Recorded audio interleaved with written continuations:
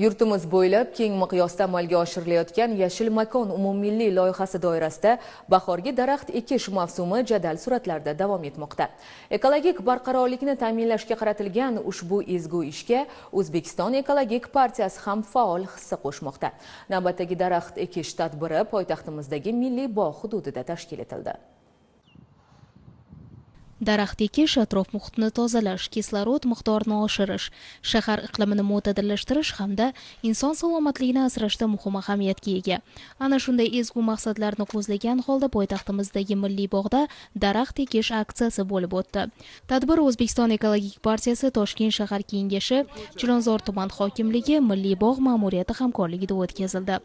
Aksiya davomida 300 dan ziyod manzarali daraxt ko'chatlari ekildi. Bu esa bog'ning ko'rkini oshirish bilan birga ekologik muvozanatni ta'minlash, havo sifati va yashil maydonlarni ko'paytirish orqali aholi farovonligiga ijobiy ta'sir ko'rsatadi.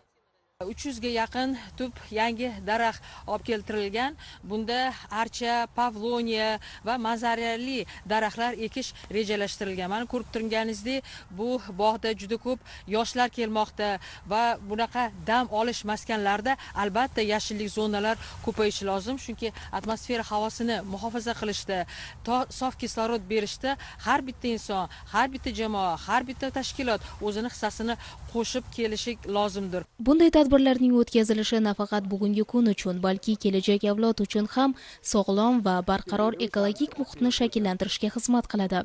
Atrof muhitga e'tiborli munosabatning shakllanishi esa jamiyatda ekologik madaniyat darajasining oshishiga zamin yaratadi.